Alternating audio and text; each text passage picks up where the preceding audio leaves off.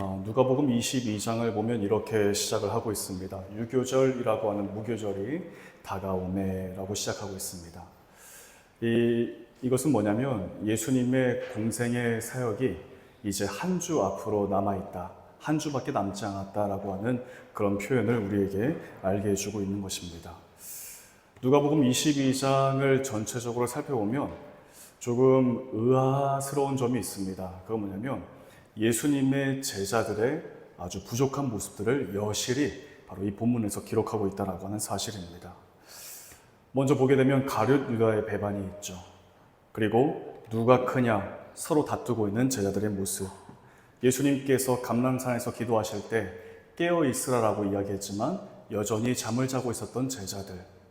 그리고 베드로의 이 예수님을 부인하는 장면까지, 이 모든 것들이 다 누가복음 22장에 기록되어져 있습니다. 예수님의 사역에서 가장 중요한 사역은 귀신 들린 자를 내쫓고 또 병든 자를 고치시고 또 먹을 것, 이 떡으로 이 구제 사역을 하신 것이 가장 중요한 사역이 아닙니다. 그런 사역보다 바로 십자가에 달려 죽임을 당하시는 것, 우리의 모든 죄악을 대신해서 십자가에 달리시는 것이 가장 중요한 예수님의 사역이셨습니다. 그런데 이 공생의 3년 동안 예수님과 함께 했던 이 제자들의 모습이 십자가에 달리시기까지 이제 단 한 주만을 남겨두고 있었지만 여전히 부족한 모습으로 있었다라고 하는 사실에 우리가 조금은 의아스럽지 않을 수가 없는 것이죠. 이 제자들은 예수님의 공생의 이 3년 동안의 사역 동안 예수님과 함께 먹고 함께 자고 또 많은 사역들을 예수님과 함께 감당했던 자들입니다. 귀신을 내쫓고 병든 자들을 치료하고 남성의 숫자만 5,000명이 넘는 엄청나게 많은 그 수의 사람들의 어떤 굶주린 배를 채워주는 그런 기적의 현장도 직접 경험했던 사람들이 바로 예수님의 제자들이었습니다. 이 3년이라고 하는 시간 동안 가장 가까이에서 예수님께서 말씀해 주시는 하나님 나라의 이야기를 말씀으로 들어왔고 또 예수님께서 가르치신 그 하나님 나라의 비밀에 대해서도 충분히 이해할 수 있었던 사람들이 바로 예수님의 제자들입니다. 근데 이 예수님의 공생의 사역이 거의 마무리가 될 때쯤 이제는 정말 장성한 믿음의 분량을 가지고 성숙한 자로 서 있어야 되는데 그렇지 않은 모습을 우리가 보게 되는 것이죠.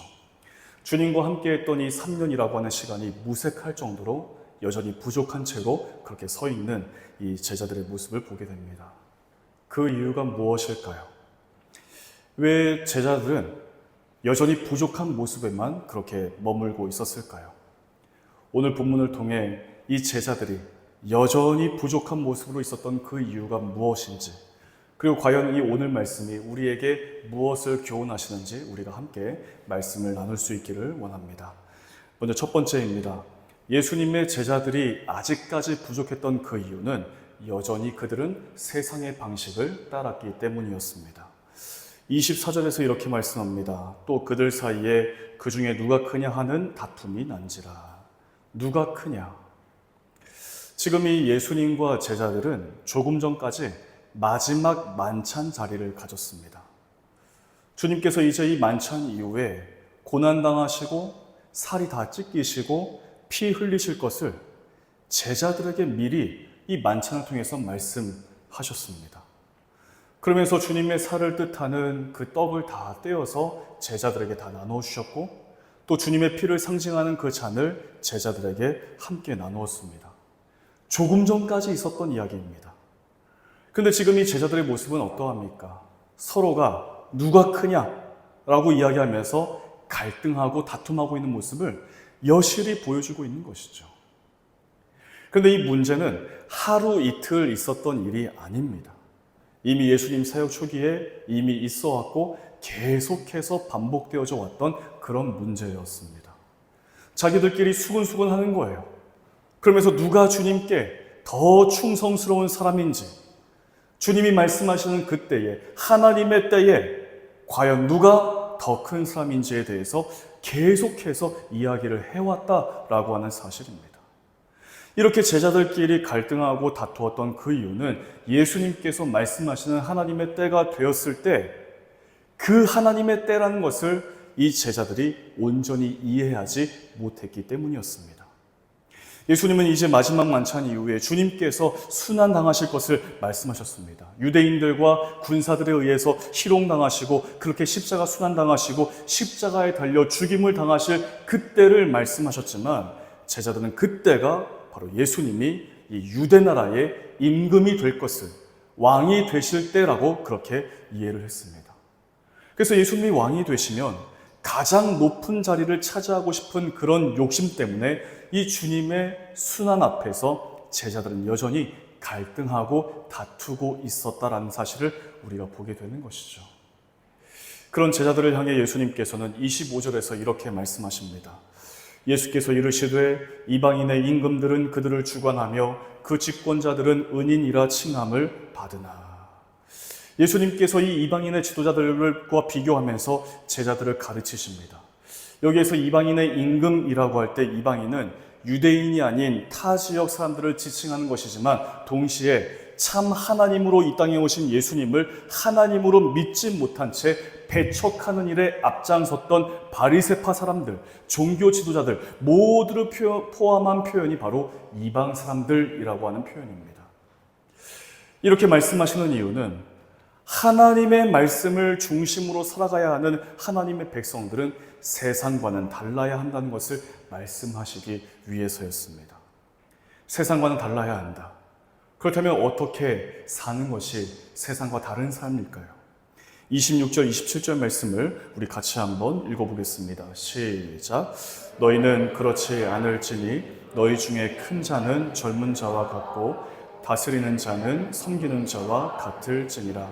앉아서 먹는 자가 크냐 섬기는 자가 크냐 앉아서 먹는 자가 아니냐 그러나 나는 섬기는 자로 너희 중에 있노라. 아멘. 이 말씀에서 예수님이 제자들에게 가르치시고자 하는 그 핵심이 무엇입니까? 너희가 어떻게 살아야 한다. 그 핵심 어떤 것을 말씀하고 있는 것이죠? 바로 섬기는 사람이 되라 라고 하는 그런 말씀입니다. 세상에서는 힘 있는 사람들을 다 더 큰 자라고 이야기하지만 하나님 나라에서는 자신을 낮추고 섬기는 사람이 가장 큰 사람이라고 그렇게 말씀하고 계시는 것입니다. 예수님께서 보여주신 삶이 그러했습니다. 주님은 참 하나님이십니다. 만왕의 왕이십니다. 가장 존귀하고 가장 높으신 분이십니다. 섬김을 받아야 마땅한 하나님이십니다. 그런데 그 예수님이 직접 무릎을 땅에 대고서 가장 낮은 자의 모습으로 제자들의 발을 일일이 다 닦아주셨습니다. 이미 제자들은 누가복음 9장에서도 비슷한 문제로 누가 더 큰 사람인지 언쟁하면서 다투어 왔던 적이 있습니다. 그때 예수님은 어린아이 한 명을 보여주는 거예요. 그리고 이 작은 자를, 이 낮은 사람을 맞아들일 줄 아는 사람이 주님을 영접하는 사람이다. 가장 작은 자가 가장 큰 사람이라고 이때도 동일하게 말씀으로 가르치셨습니다. 그런데 제자들은 명예 욕심, 권력 욕심, 이런 욕심에 완전히 붙들려 있었기 때문에 주님께서 하신 말씀을 까맣게 잊어버리고 말았던 것입니다. 그런데 이런 제자들의 모습 속에 우리 자신의 모습도 발견되는 거예요. 이 세상의 방식을 쫓았던 제자들의 모습입니다. 우리는 매주 하나님께 예배를 드리고 또 말씀을 나누고 또 우리 매일의 삶에서 우리에게 허락하신 성경을 통해 주님의 말씀을 읽고 묵상합니다. 하지만 세상을 살아가면서 여러 부딪히는 수많은 일들 앞에 하나님의 말씀이 가르쳐 주시는 그 하나님 나라의 방식보다 세상 나라의 방식을 쫓으면서 살고 있는 모습이 우리에게도 있다라고 하는 거예요. 도시 악어라고 하는 책이 있습니다. 이 책에는 도시에서 살게 된 악어의 모습을 보여주고 있습니다. 이 악어는 도시 생활에 적응하기 위해 자신이 그동안 살아왔던 삶의 방식을 다 벗어버리기 시작합니다. 날카로운 이빨도 뽑아버리고 사람들에게 위협을 줄 수 있는 긴 꼬리도 잘라내려고 했습니다. 도시에서 살아남기 위해 그리고 사람들과 어울리기 위해 자신과 맞지 않는 옷을 선택해서 입게 된 거예요. 그런데 이 악어는 자신의 정체성에 큰 혼란을 느끼면서 오히려 사람들과 더 어울리지를 못했다라고 이야기합니다. 그러다가 계단에서 미끄러져서 물속에 빠져버리고 만 거예요. 물속에 빠져버려서 이제 내 삶은 끝이 났구나라고 생각을 했는데, 그때 물속에서 직감적으로 자신이 살아있음을 느꼈고 곧바로 자신이 자신에게 맞지 않는 이 옷을 다 벗어버린 채 유유히 헤엄치면서 자기의 삶으로 돌아갔다라고 그렇게 이야기하는 책입니다. 이 책을 통해서 이 땅에 존재하는 모든 사람들의 삶의 모습이 겹쳐져서 생각이 났습니다. 이 땅의 모든 사람은 창조주이신 하나님의 창조의 원리를 따라 살도록 지음받았습니다. 하지만 어떻습니까? 스스로 하나님을 떠나 죄의 옷을 입는 거예요. 어울리지 않은 옷을 입는 거죠. 더 먹고 더 많은 것을 취해도 여전히 채워지지 않은 공허함 때문에 욕심이라고 하는 옷을 입는 겁니다. 어울리지가 않는 거예요. 더러운 것을 알지 못한 채 더럽혀진 옷을 입고 우리 자신과는 결코 어울리지 않는 옷을 입고 그렇게 살아가게 된 것입니다. 하지만 예수님께서 이 땅에 오신 그 이유는 죄의 옷을 입고 살고 있는 우리의 옷을 다 벗기시고 예수님이 주시는 새 사람의 옷을 입혀주시기 위해서 우리에게로 오신 것입니다. 그 새 사람의 옷은 예수님께서 십자가에 달려 죽임을 당하셨지만 하나님께서 부활하도록 하신 것처럼 부활의 옷을 우리에게 주시는 것입니다. 그래서 30절에서 주님은 이렇게 말씀하십니다. 너희로 내 나라에 있어 내 상에서 먹고 마시며 또는 보좌에 앉아 이스라엘 12지파를 다스리게 하려 하노라. 주님은 우리가 있어야 할 장소가 궁극적으로 하나님 나라라는 사실을 지금 말씀하고 계시는 거예요. 우리가 하나님 나라에 어떻게 있을 수 있겠습니까? 예수님을 믿는 믿음으로 그 하나님 나라를 얻게 되는 것입니다. 그래서 우리가 먹고 마셔야 할 것은 세상의 문화와 세상적인 가치관 정도가 아니라 하나님 나라에서 열리게 될 영원한 잔치에 우리가 함께 있게 될 것이라고 말씀하시는 것입니다. 그래서 우리가 붙들어야 할 것은 세상 나라의 방식이 아니라 바로 하나님께서 말씀하시는 하나님 나라의 방식이어야 한다는 사실을 우리 주님께서 말씀하고 있는 것이죠.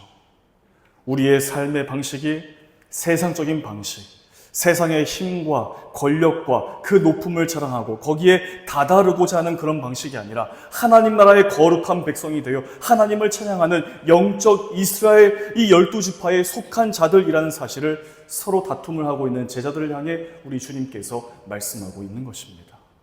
사랑하는 성도 여러분, 사순절 이 예수님의 십자가를 묵상하는 우리는 왜 예수님께서 이 땅에 오셔야만 했는지를 깊이 묵상할 수 있어야 합니다. 그것은 우리에게 영원한 생명을 주시고 영원한 하나님 나라를 우리 모두에게 허락하시기 위해서입니다. 주님께서 이 땅에 오셔서 십자가의 길을 걸으신 것을 묵상하며 주님이 말씀하시는 그 하나님 나라의 방식, 서로가 서로를 섬기며 살아가는 우리 사랑하는 발리하님 교회 모든 교우들 다 되시기를 주님의 이름으로 축복합니다. 두 번째로 이 제자들이 여전히 부족했던 그 이유는 세상을 주님보다 더욱 크게 여겼기 때문이었습니다. 오늘 본문 33절, 34절 말씀을 우리 같이 한번 읽어보겠습니다. 시작. 그가 말하되 주여 내가 주와 함께 오게도 죽은 데에도 가기를 각오하였나이다. 이르시되 베드로야 내가 내게 말하노니 오늘 닭 울기 전에 내가 3번 나를 모른다고 부인하리라 하시니라. 누가복음 22장에서 주님과 마지막 만찬을 나눈 이후에 이 제자들의 두 번째 부족한 이 모습을 우리가 보게 됩니다. 그것은 다름 아닌 예수님의 수제자라고 일컬었던 바로 베드로의 모습입니다. 이 베드로는 예수님 앞에서 호언장담했습니다. 그 호언장담이 베드로의 정말 진심이었는지 아니면 곧 임금이 되실 예수님 앞에 자신의 충성심을 보이기 위한 어떤 술수였는지는 알 수 없지만 이 베드로는 결국 예수님을 체포했던 병사들과 베드로가 예수님의 제자라는 사실을 고발했던 사람들 앞에서 예수님을 모른다라고 3번이나 부인했습니다. 베드로는 주님 앞에서 이렇게 이야기를 했습니다. 자기 자신은 주님과 함께 감옥에 갇힐 각오도 되어 있고 죽음까지도 무릅쓰겠다고 그렇게 장담했습니다. 하지만 정작 그 상황이 닥쳤을 때 예수님을 저버리고 만 거예요. 어쩌면 주님을 향한 신앙을 버리지 말아야 될 그 순간에 예수님을 배신해버리고 만 것입니다. 그러나 이것은 베드로만의 문제가 아니었습니다. 다른 제자들 역시 칼과 창으로 무장한 군사들 앞에서 겁을 먹고 다 도망쳐버리고 만 거예요. 또 어떤 제자는 예수님을 십자가에 못 박으라 외치는 그 무리들 틈 속으로 들어가서 거기에서 함께 예수님을 향해 손가락질하며 똑같이 구호를 외쳤던 그런 제자들도 있었습니다. 예수님 앞에서 호언장담했지만 정작 예수님이 군인들에게 붙잡히고 그들에게 채찍을 맞고 희롱당하고 십자가에 고통스럽게 못 박히시는 이 모습을 볼 때 예수님을 3번이나 부인했던 이 베드로의 심정은 어떠했을까요? 큰 죄책감과 후회스러움을 느꼈을 것입니다. 예수님과 함께 감옥에도 가고 죽음까지도 함께 하겠다고 이야기했지만 세상의 위협이 무서워서 신앙을 포기했던 자기 자신의 모습을 보며 크게 낙심하고 후회했을 것입니다. 사랑하는 여러분, 죄책의 문제입니다. 우리의 신앙을 낙심하게 만들고 후회스럽게 만드는 일들은 순간순간 우리에게 찾아오게 되는 거예요. 늘 바른 선택을 하면 좋겠지만 후회스러운 선택을 할 때가 어쩌면 우리 삶에 더 많습니다. 우리들을 후회스러움에 붙들어 놓는 이 죄책에 사로잡히게 될 때가 우리가 알지 못하는 그 사이에 찾아올 때가 많다는 것입니다. 시간만 되돌릴 수 있다면 나의 선택을 바꿔서 다른 선택을 해볼 텐데 이런 짙은 아쉬움에서 나오는 후회들이 있습니다. 여전히 벗어나지 못하는 이 죄의 굴레 속에서 신앙의 양심을 지키지 못하고 살아가는 내 삶을 바라볼 때 큰 죄책을 느끼기도 합니다. 겉으로는 교회에 나오고 나 교회 다니는 사람이에요, 나 이런 사람이에요 라고 이야기하지만 정작 절제할 줄을 모르는 거예요. 세상 쾌락을 쫓는 이중적인 내 삶을 보면서 죄책과 후회를 느낄 때가 있다는 사실입니다. 이렇게 죄책과 후회와 낙심에 찌들어 있는 우리의 일상에서 벗어나기 위해 우리가 흔히 어떤 선택을 합니까? 좋은 것을 찾으려고 하는 거예요. 맛있는 곳을 향해서 나아가려고 하는 겁니다. 때로는 조용한 찬양 음악을 틀어놓고 거기에 심취할 때가 있습니다. 때로는 요가를 하거나 명상을 하는 거예요. 그러면서 요동했던 내 마음에 평안이 찾아오기를 그렇게 바라는 경우들이 많습니다. 하지만 그렇게 한다고 해서 우리 마음에 찾아온 죄책과 낙심과 후회가 사라져버릴까요? 그렇지 않습니다. 잠시에 불과한 거예요. 그런데 이 베드로는 초대교회를 세웠던 훌륭한 사도로서 세워지게 될 수가 있었습니다. 그 이유가 무엇일까요? 베드로 스스로가 씻을 수 없는 죄책감에서 그가 어떻게 해결될 수 있었을까요? 31절, 32절 말씀 이렇게 말씀합니다. 우리 함께 이 말씀을 같이 읽겠습니다. 시작. 시몬아, 시몬아, 보라, 사탄이 너를 밀가부르듯 하려고 요구하였으나 그러나 내가 너를 위하여 내 믿음이 떨어지지 않기를 기도하였노니 너는 돌이킨 후에 내 형제를 굳게 하라. 아멘. 예수님께서 베드로를 2번 부르십니다. 시몬아, 시몬아. 그만큼 다급하고 중요한 말씀을 주시기 위해서 베드로를 부르는 거예요. 그러면서 이렇게 말씀하십니다. 31절, 32절을 메시지 성경은 이렇게 번역하고 있습니다. 시몬아, 방심하지 마라. 사탄이 밀에서 결을 가려내듯이 너희 모두를 내게서 떼어놓으려고 안간힘을 썼다. 시몬아, 네가 굴복하거나 지쳐 쓰러지지 않도록 내가 특히 너를 위해 기도했다. 네가 시험의 시기를 다 통과하거든 너의 동료들이 새 출발을 할 수 있도록 도와주어라. 예수님이 이미 알고 계셨습니다. 이 베드로가 사탄의 유혹에 흔들릴 것을 알고 계셨던 거예요. 베드로가 눈앞에 보이는 그 세상의 그 거대한 위협 앞에 쉽게 무너지게 될 것을, 그리고 주님을 3번이나 부인하게 될 것을 이미 아셨습니다. 그리고 베드로가 얼마나 큰 죄책에 정말 시달리게 될지도 이미 주님은 알고 계셨습니다. 그래서 예수님은 베드로에게 이렇게 말씀하시는 거예요. 내가 특히 너를 위해 기도했다. 예수님께서 이 베드로가 주님을 배신한 것으로 인해 죄책감에 시달려 믿음에서 떨어지게 될 것을 염려하시고 베드로를 위해서 기도하셨다라고 그렇게 말씀하시는 것입니다. 그러면서 베드로에게 이렇게 당부하십니다. 죄책에서 돌이켜 너의 형제들의 믿음을 굳게 하라. 너가 이 모든 시험을 다 통과한 후에 너의 동료들이 새로운 출발을 할 수 있도록 도와주어라 라고 사명을 허락하십니다. 이 예수님의 기도로 베드로는 죄책에서 해방되었습니다. 예수님의 기도로 인해 그 넘어진 베드로가 다시 일어설 수 있었습니다. 그리고 베드로가 사명의 자리로 나아갈 수 있게 되었습니다.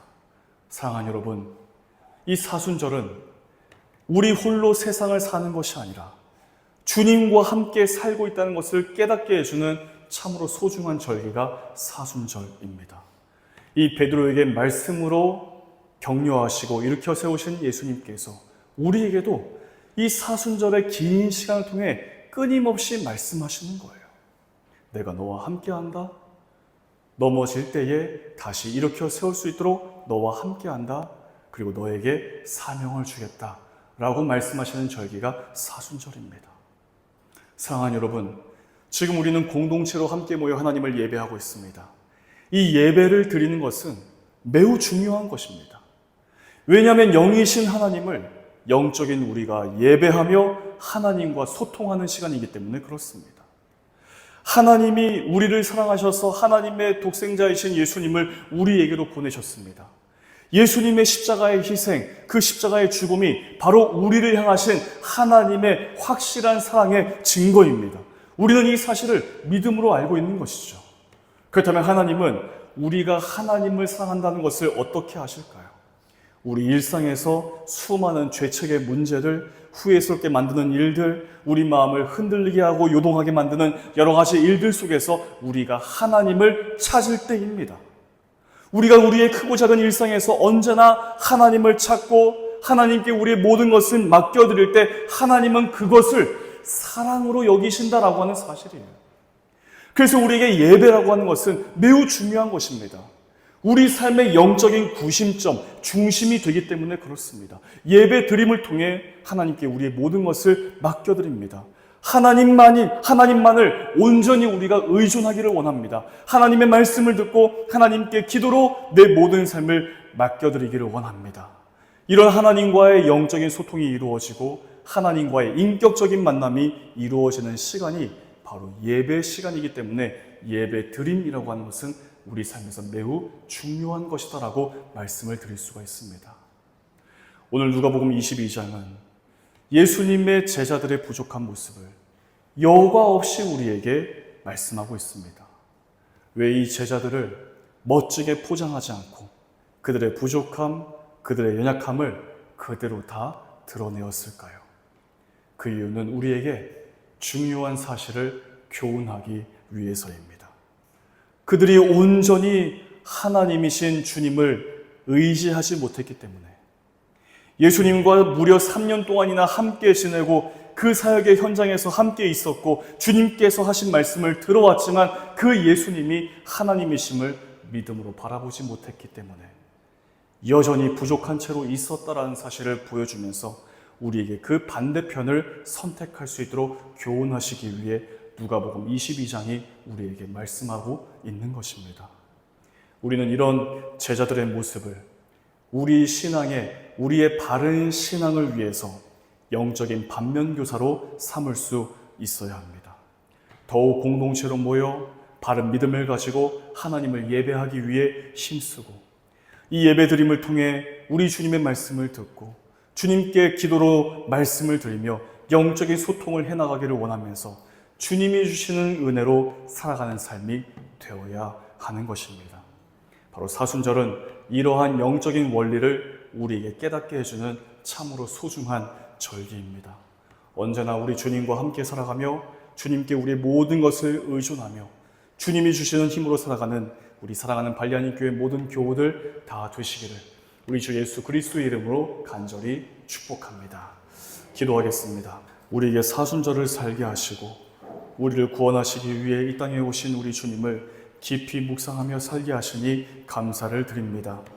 누가복음 22장에서 여전히 부족한 채로 서로를 향해 누가 더 크냐 다투었던 이 제자들의 모습을 우리 신앙의 유익을 위한 영적인 반면교사로 삼게 하시고 어떤 상황에서도 주님을 찾고 주님을 더욱 의지하며 살아가는 저희들 다 되게 하여 주시옵소서.